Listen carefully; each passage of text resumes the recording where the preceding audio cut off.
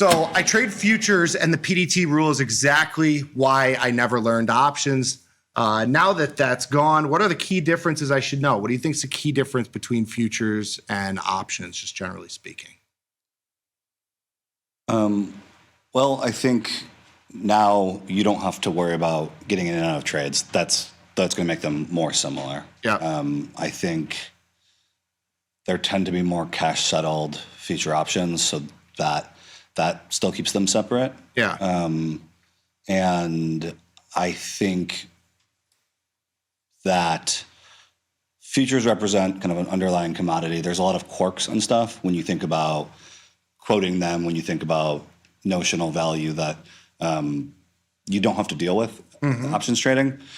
So I guess that's kind of, yeah.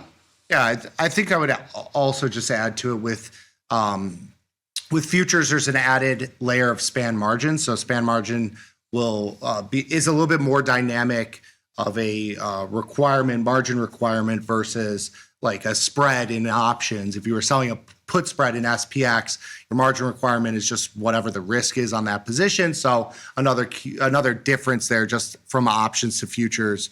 But you'll see that, with option trading in equities, despite the difference in the tick values, some of the E-minis will be different than like the SPX tick values.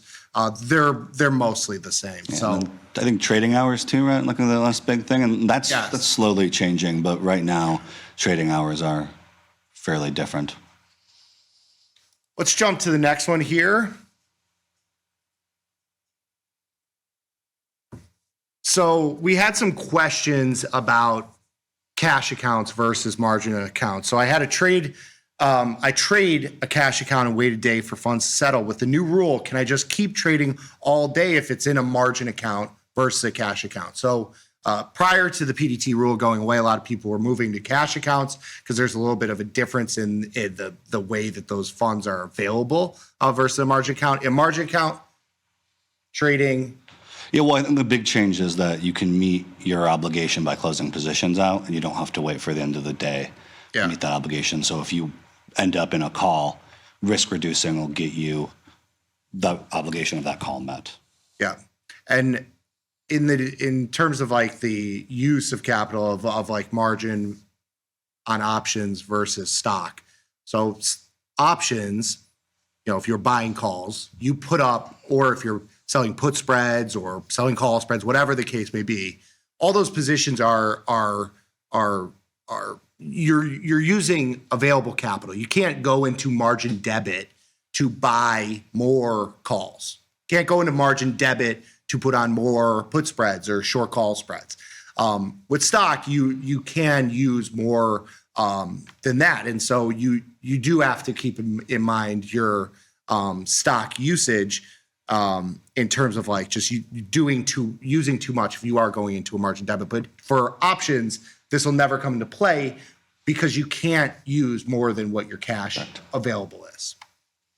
Yeah, and I think that's one of the big things. And again, if you're using the tastylive platform, focusing on that options buying power, keeping that healthily above zero will help you avoid a lot of the new intraday margin requirement situations where you could be put into a margin call, because that is ultimately, the platform won't allow you to get into that situation unless you have a position on that's using undefined risk and a dynamic buying power, and then the dynamic buying power moves, or your net lick drops to a point where you have a negative buying power. So yeah, just making sure that you are staying afloat, and that's really a nod to the technology that we have now that didn't exist 20 years ago when this rule was put in place. Is just that the tastylive platform has the ability to, show you that you can't put in this trade because you would bring yourself below zero.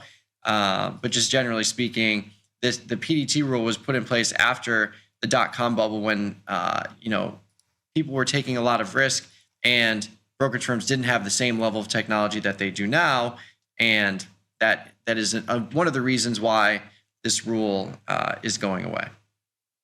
A couple coming in from the YouTube chat here. So GTNZ, we kind of talked about this, but they ask, does the margin requirement affect bought calls or puts. So if you're just like buying calls or puts intraday, if you buy a call or put, that is going to be the max risk. Yes, you're correct.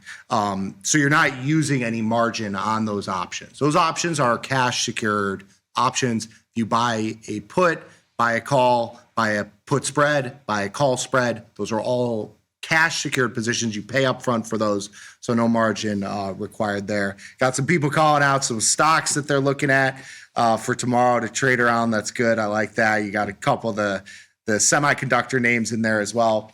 We had another one that was asking about, explaining how the option buying power can change or decrease intraday if volatility changes. Is that something that you would think about like on a day-to-day basis with positions? I mean, with spread positions, again, we're talking, if you are day trading short naked options, you might have some exposure to changes in volatility, especially if it's a huge move. Spreads, cash secured, no issue there. Long options, cash secured, no issues there. And with stock, you're just trading the spot.